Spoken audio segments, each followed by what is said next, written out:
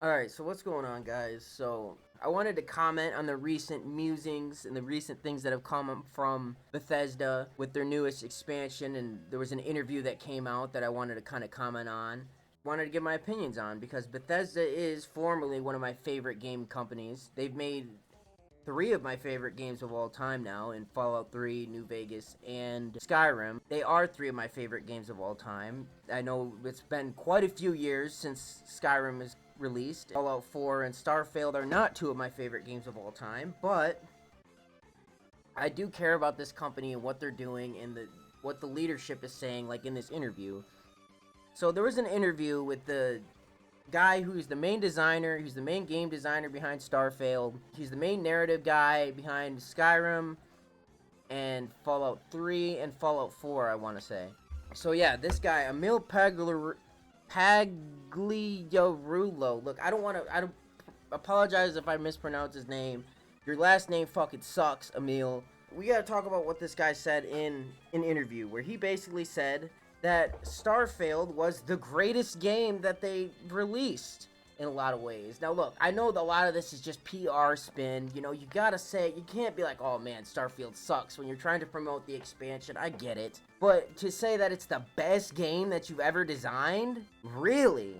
You didn't have to go that far. You could, you did have to say, we're proud of what we've done and what we've accomplished, and, and we're happy to work on it. But, the best game that you've ever designed, really? Because there's not a lot of people that would agree with that. Look, I know there's a lot of people that enjoy this game.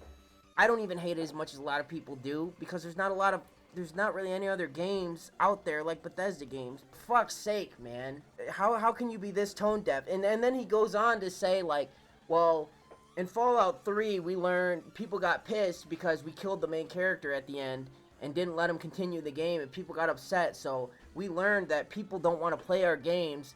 They want to live in the worlds that we create. And it's like, dude, no, you're fucking idiot. That's not. In Fallout, you're learning all the wrong lessons. That's not why people hated the ending of Fallout 3, for fuck's sake. Fallout 3 is one of my favorite games of all time, and I will defend the storyline of that game, despite the criticisms and stuff that it gets, and all the other criticisms that game gets. I will defend that game to my dying breath. But people weren't pissed at the original ending because, oh, they wanted to live in the world and they were upset that it took away. They were pissed because it basically forced them to end the game. So if they had any other quests that they wanted to do, or any other areas of the world they wanted to explore, or any of that shit, they had to go back. That's why people were pissed. And not to mention the narrative bullshit, where it didn't really make a whole lot of narrative sense if you had Fox with you, or Sharon, that the ghoul that you can get at the bar in Underworld. If you had either of those guys with you, it made no sense why you couldn't just send them in and then nobody died. There was narrative reasons too that made it convoluted and that made people upset. So it was a combination of both those things, of not being able to continue exploring and questing in that world, and finding the shit that they hadn't found yet, and also the fact that it didn't make a whole lot of narrative sense. Also, the reason people hated it is because it didn't really show a lot of the shit that happened after the end game in the original ending. You to look at New Vegas's endings, it tells you what happened to like every settlement and like almost every like main character that you helped out and stuff. And Fallout 3 didn't do that, so people were disappointed. They're like, what the fuck? That's why people hated that ending. So the lessons you learn from that is not, well, people just want to keep playing and existing in our world. It's, no, people want to see the effects and cause and consequences of their actions in the main game, and they also want to be able to go back and do stuff they hadn't done yet. That's the lessons you learn. You don't learn, oh, people just want to quest with this because he said he said specifically, said people hated that, and the lesson we learned is that people don't want to just play our games. They want to live in our worlds after the game's done and just exist there. And it's like, no, you fucking idiot. That's not what people want to do. People don't want to just do bland, boring, fucking procedurally generated bullshit quests ad nauseum forever with nothing unique about them. Nobody wants to do that, dude. I don't understand how that's the lesson you take from Fallout 3. Not, oh, maybe we should make sure our narrative fucking actually wraps up, and maybe we should tell our players the effect they had in the world, because people who play RPGs tend to like that shit. No, not that. It's, oh, well, people just were mad that they couldn't keep playing. Well, they could always just go back to a previous save. It was just annoying and a pain in the ass to do so. That was never the main problem. These people are out of touch, and it really does suck. Because, like, with this kind of mindset of, like, oh, well, we're not really generating a storyline with characters and stuff. We're generating a world that you can exist in. I think there's a fundamental disconnect that the people in charge at Bethesda have with their player base, where they think that being immersed in a world and being, like, enveloped into a world is existing in the world. It's not the same thing. I can be immersed in your game and immersed in your world and your storytelling, and I guess technically be living in it, but I'm not really living in it. I'm playing the content that you laid out while being invested in it. Living in it by doing procedurally generated bullshit that doesn't tell me any more lore or isn't interesting or doesn't affect anything else. That's not what it means to be immersed in your world and your characters and your story. They're not the same thing. So, and it sucks, man, because Bethesda really is. They've made some of my favorite games of all time. When I was growing up, my two favorite game companies were BioWare and Bethesda, because RPGs are my favorite genre of game, other than maybe 4X, but even then it's debatable. I love RPGs so much.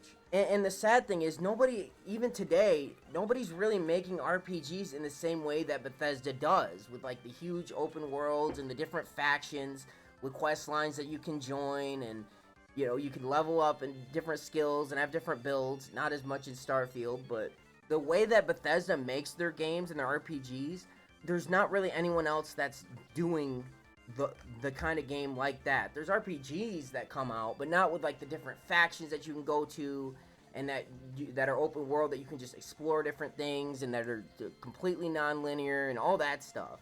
And I wish there was, because obviously Bethesda can't reliably make good ones anymore.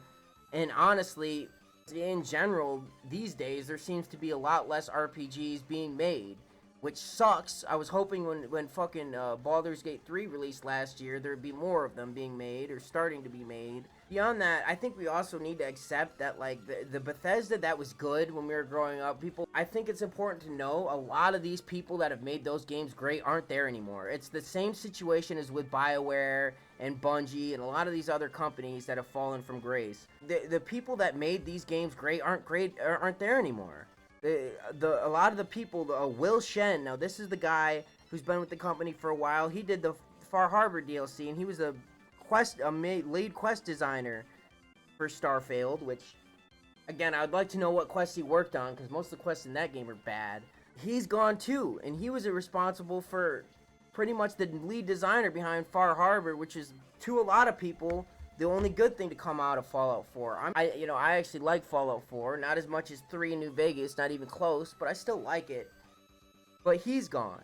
And you can go down the list. A lot of the people that have made a lot of the good shit at Bethesda aren't there anymore, and they've left. If you look at Something Wicked, I think is the name of the game studio, there's a lot of them that have gone over to that studio, and hopefully they make something good. But they aren't going to have the same budget and shit as Bethesda has, because Bethesda is Microsoft owned, and you know, it sucks that people that are this incompetent are getting the budget from Microsoft to make RPGs when there's not a lot of RPGs being released in the current market. And none like the way that Bethesda used to be able to make them. With that in mind, there's really not much hope for the next Fallout, the next Elder Scrolls. The people that made the last games, the last Fallouts and the last Elder Scrolls that were any good, aren't there anymore. And especially for Fallout 76 too, kind of helps prove my point. They're so fucking hard up into this procedurally generated bullshit, which is funny. When you look back to one of the first games they ever released in Daggerfall, that's basically all it was just a bunch of procedurally generated nonsense that had no meaning because it was all procedurally generated. And then with Morrowind, they basically completely flipped the table and said, no, we're not doing that. We're doing handcrafted stuff to make it more interesting. And now it seems like they're going back to the old philosophy of having procedurally generated crap. And it's not the way to go, man. It sucks. With the comments that fucking Neil said, and then Fallout 76 being the way it is, and Starfield being the way it is, and shoving this procedurally generated crap up our asses, like, it really does seem like the next Fallout or Elder Scrolls is gonna be like Daggerfall was back in the day, where it's like everything's procedurally generated. You got procedurally generated towns and cities, so no one's adventure is the same, and because it's all procedurally generated, none of it's interesting, and You know, have fun. I hope not. And the fact that Shattered Space was kind of its own handcrafted environment, even though it still apparently sucks, it gives me a tiny bit of hope that maybe they'll go back to that. But like, dude, we're on 2 full-fledged AAA games now where they've only been able to come up with 3 or 4 major hub areas. Like, come the fuck on. Fallout 3 had fucking at least a dozen. Get the fuck out of here. I mean, I could list them off, and I'm not going to because it's not a comparison video, but you can see throughout their games when you pay attention that they're leaning heavier and heavier into this procedurally generated crap since Skyrim, really, because Skyrim's where it started with the whole Radiant Quest nonsense. So look, that was it for this video. I just wanted to comment on, you know, the recent things going on at Bethesda and what's going on with Starfield and Shattered Space and all that shit. Kind of just get my feelings out on it, because it sucks, man. It sucks that the 2 companies that I grew up absolutely adoring. I absolutely adored these companies growing up. They're shit now. They're shit. And I know BioWare, they're coming out with new Dragon Age. I don't trust them. They haven't made a good game in fucking 10 plus years. I don't care what the fucking previews say. I don't fucking trust that company, just like I don't trust Bethesda. But anyway, that's it for this video. If you liked it, if you, for whatever reason, you click the like button. If you dislike it, you think I'm stupid, and I'm an idiot and I don't know what I'm talking about, dislike it. Make sure to let me know in the comments that I'm stupid as well. If for whatever ungodly reason that you want to subscribe to listen to my fucking rambling nonsense, you can. The button's there. I don't know why you'd want to, but you can. But until next time, this has been Hypno Jelly signing out. Thanks for watching.